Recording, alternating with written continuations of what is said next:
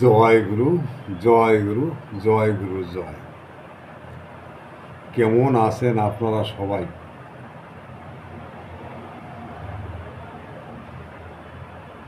আশা করি ভালোই আছেন।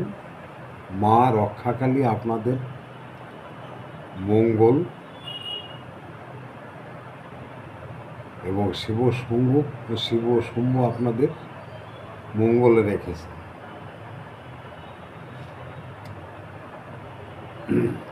এতদিন আমি আপনাদের অনেক মন্ত্রই আমি দিয়েছি। আজ যে মন্ত্রটি আমি মুক্ত করতে যাচ্ছি তা হল শিব এবং মনসার মিলন মন্ত্র। এটা খাংরা ভাষায় খাংরাভাবে পড়িতে হবে, তবে খাংরা ভাষায় যেভাবে দেয়া আছে সেভাবেই আপনাদের পড়িতে হইবে। মন্ত্র লজ্জা করিয়া পড়িলে কাজ হইবে না। মন্ত্রই হইয়া থাকে, যে ভাষায় হইয়া থাকে। এটা হচ্ছে শিব মা মনসার মন্ত্র, মা মনসার শিবের সঙ্গে মিলন মন্ত্র। তবে যা হোক,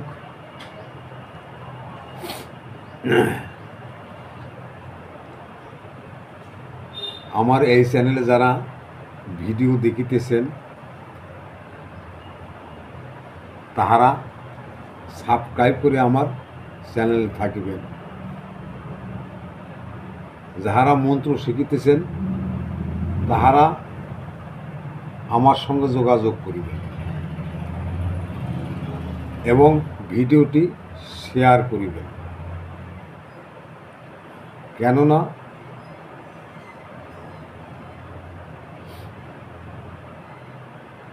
এই সর্পবিদ্যা একটা কথা শেয়ার না করাই ভালো আমি মনে করি। কেননা এই মন্ত্রগুলো একটা মন্ত্রে কাজ হয় না, পরপর সিরিয়ালভাবে মন্ত্রগুলি পড়িতে হয়। এই জন্য সিরিয়ালভাবে না করিলে কোনো কাজ পাওয়া যায় না। আর এই বিদ্যা সঠিকভাবে লিখিয়া না লইলে, মুখস্থ লিখিতভাবে না করিয়া লইলে কোনো কাজ হয় না। কেননা পরপর মন্ত্র আছে, ধাপে ধাপে মন্ত্র পড়িতে হয়। এই জন্য সাপের মন্ত্র শেয়ার না করাই ভালো। আর ভিডিওগুলো যদি আপনাদের মনোভূত হয় তাহলে একটি লাইক অবশ্যই দিয়ে। ভিডিও করিতে আমাদের উৎসাহ জাগে। আর যেখানে আপনারা বুঝিতে পারিবেন না সেখানে আমাকে কমেন্ট করিয়া জানাইবেন, আমি সব বলিয়া দেব। তো এইবার মন্ত্রটি আপনারা শুনুন।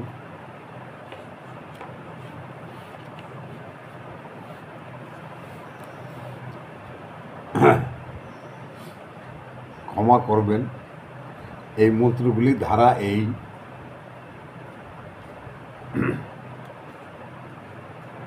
শুনুন। তবে নরবর কইরা শিব সরল বনে যায়, সরল বনে যাইয়া শিব পদ্মার দেখা পায়। শিব বলে আয় পদ্মা বলি যে তোরে, আজ কেন চোদনখানি দেশ না আমারে। এই কথা শুনিয়া দেবী হেট করল মাতা, চিত করিয়া ভোদার মধ্যে ঢোকাই দিল মাথা।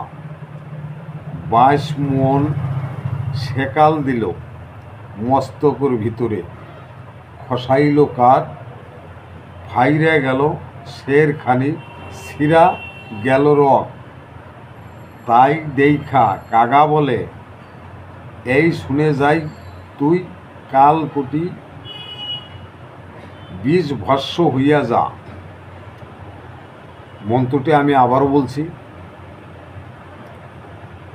নরবর কইরা শিব সরল বনে যায়, সরল বনে যাইয়া শিব পদ্মার দেখা পায়। শিব বলে, আয় পদ্মা বলি যে তোরে, আজ কেন চোদন খানি দেশ না আমারে। এই কথা শুনিয়া দেবী হেট করল মাথা, চিত করিয়া বোদার মধ্যে ঢুকাই দিল মাথা। 22 মণ সেকাল দিল মস্তকের ভিতরে, খসাইল কার। দেবী বলে, এরে বাবা, কি সেল ঢুকাইল আমার সেটার ভিতর। ফাইরে গেল শের খানি, ছিঁড়া গেল রক। তাই দেখিয়া কাগা বলে, এই শুনে যাই তোর, তুই কাল কাটি 20 ভস্য হয়ে যা। মন্ত্রটি এই মন্ত্রটি এভাবেই পড়িতে হইবে। পূর্বের মন্ত্রের ন্যায় এই মন্ত্রটাও পরপর পড়িতে হইবে। শিব যখন সরল বনে যায়, পদ্মবনে যায়, তখন মা পদ্মার দেখা পায়। তখন এই মন্ত্রটি তৈরি করিয়াছিলেন, এই মন্ত্রটি তৈরি হইয়াছিল। এই জন্য এই মন্ত্রটির নাম হচ্ছে শিব মা মনসার মিলন মন্ত্র।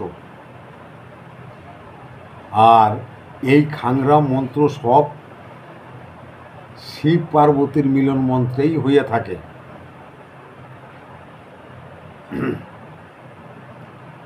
সেইভাবে এই মন্ত্রগুলি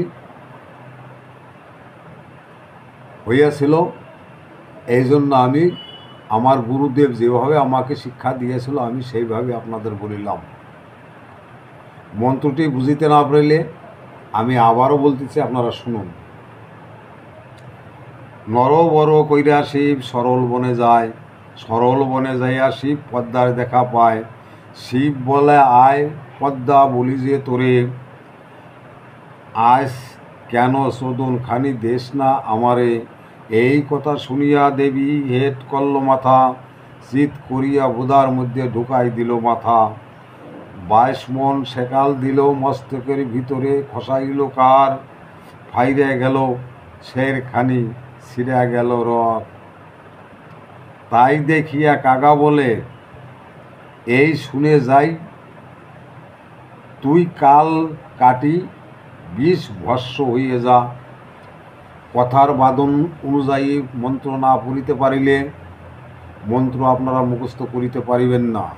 আমি যেভাবে কথাগুলি বলিলাম, উচ্চারণ করিয়া দিলাম, এইভাবে আপনারা মন্ত্রগুলি উচ্চারণ করিয়া রোগীকে ঝাড়ফুঁক করিবেন। কেননা রোগীকে এইভাবে মন্ত্র মুখস্থ করিয়া ঝাড়ফুঁক না করিলে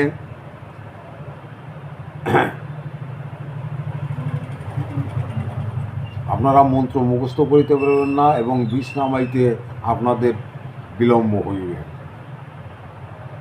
আমার উস্তাদকে আমি দেখিয়াছি গানের মতো মন্ত্র মুখস্থ করিয়া রোগীকে ঝাড়ফুঁক করিতেন।